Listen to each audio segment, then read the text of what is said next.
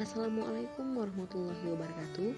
Perkenalkan, nama saya Sofia Amanda dari Fakultas Tarbiyah dan Keguruan, Prodi Manajemen Pendidikan Islam, Universitas Islam Negeri Arani di Banda Aceh.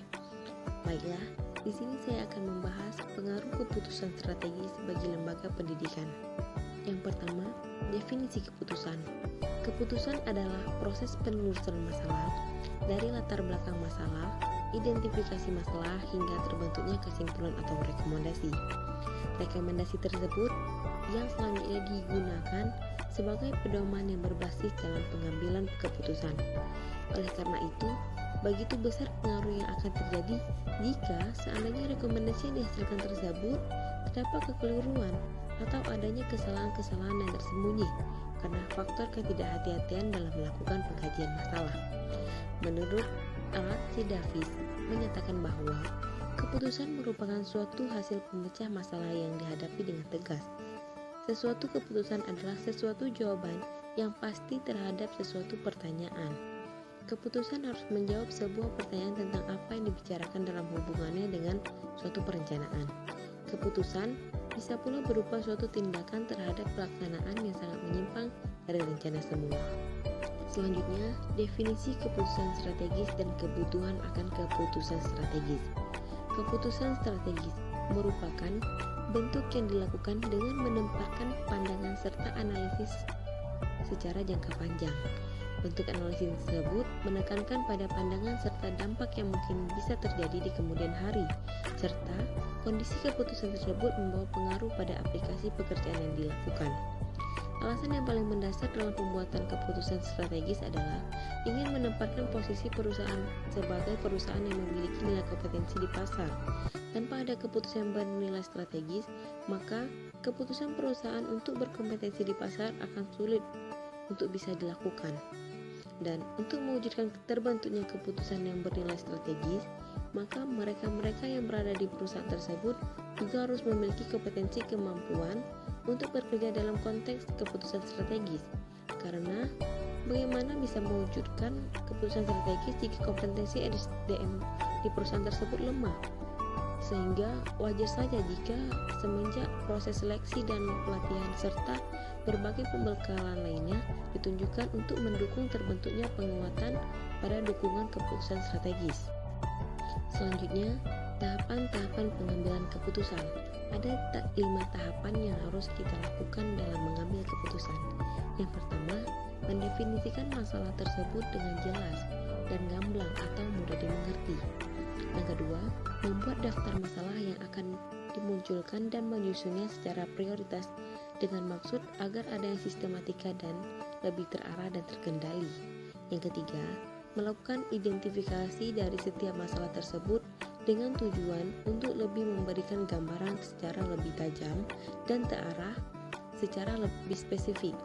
Yang keempat, memetakan setiap permasalahan tersebut berdasarkan kelompok masing-masing yang kemudian selanjutnya dibarengi dengan menggunakan model atau alat uji yang akan dipakai.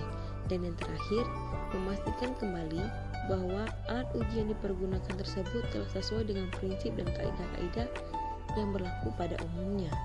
Selanjutnya, keputusan terprogram dan tidak terprogram. Keputusan terprogram mampu diselesaikan di tingkat lini paling rendah tanpa harus membutuhkan masukan dari pihak middle dan top management. Contoh keputusan yang terprogram adalah pekerjaan yang dilaksanakan dengan rancangan SOP atau Standard Operation Procedure yang sudah dibuat sedemikian rupa. Keputusan tidak terprogram adalah yang secara relatif tidak terstruktur dan muncul lebih jarang daripada suatu keputusan terprogram. Pengambilan keputusan ini lebih bersifat rumit dan membutuhkan kompetensi khusus untuk menyelesaikannya, seperti top manajemen dan para konsultan dengan tingkat skill yang tinggi. Contohnya, penyelesaian kasus unjuk rasa. Selanjutnya, proses pengambilan keputusan. Ada 8 proses yang harus dilakukan. Yang pertama, perumusan masalah. Yang kedua, identifikasi kriteria keputusan. Yang ketiga, alokasi bobot pada kriteria. Yang keempat, pengembangan alternatif. Yang kelima, analisis alternatif. Yang keenam, pemilihan salah satu alternatif. Yang ketujuh, implementasi alternatif, dan yang terakhir, mengevaluasi. Selanjutnya, perubahan dalam keputusan. Dalam proses berlangsungnya suatu keputusan, tentu tidak selamanya berlangsung sesuai dengan rencana yang diharapkan. Secara umum, dampak perubahan keputusan yang terjadi dapat dikelompokkan menjadi dua, yaitu incremental change dan turbulent change. Incremental change merupakan dampak perubahan keputusan yang dapat diperkirakan atau ditaksir beberapa persentase perubahan yang akan terjadi ke depannya, tentu berdasarkan data-data yang terjadi di masa lalu. Sedangkan turbulent change merupakan pengambilan keputusan dalam kondisi perubahan yang sulit diperkirakan. Contohnya, seperti bencana alam, perubahan kondisi politik, demonstrasi buruh, dan sebagainya. Selanjutnya, kualitas keputusan. Kualitas merupakan mutu dari pekerjaan atau hasil yang telah dicapai dalam proses yang dilakukan, sehingga kualitas keputusannya merupakan mutu yang dihasilkan dari keputusan tersebut yang telah diaplikasikan atau telah diuji secara maksimal dan terlihat hasilnya secara maksimal serta dinilai juga secara maksimal.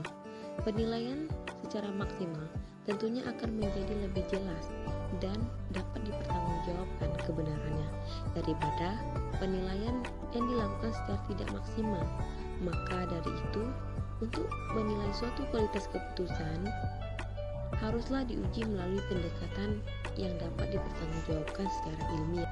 Yang terakhir, solusi dalam menyelesaikan berbagai masalah dalam bidang pengambilan keputusan.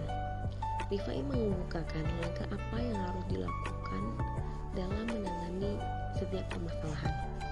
Yang pertama, mengusahakan keterangan dan penjelasan lebih lanjut tentang masalah itu sendiri. Yang kedua, identifikasi sasaran dan tujuan kegiatan yang akan dilakukan. Yang ketiga, mengukur tingkat keberhasilannya. Yang keempat, menentukan kriteria keberhasilan pencapaian tujuan. Yang kelima, memperhatikan sektor lingkungan. Yang keenam, meneliti satu persatu alternatif pemecahan masalah sehingga masing-masing diketahui kelemahan dan keunggulannya. Yang ketujuh, merumuskan model mana saja yang mungkin bisa dilakukan untuk pemecahan masalah. Yang kedelapan, mengumpulkan data untuk mengukur dan memilih alternatif yang tepat untuk pemecahan masalah. Yang kesembilan, mengadakan perbandingan antara model yang satu dengan model yang lainnya. Yang kesepuluh, mengetes hasil analisis untuk lebih meyakinkan. Yang ke-11, mempertimbangkan juga apakah terdapat juga segi-segi ketidakefisiensi yang terjadi. Dan yang terakhir, mengadakan ringkasan bila mana perlu menyertakan juga dengan saran-sarannya. Mungkin ini saja yang dapat saya bahas. Lebih dan kurang saya mohon maaf. Akhirul kalam. Assalamualaikum warahmatullahi wabarakatuh.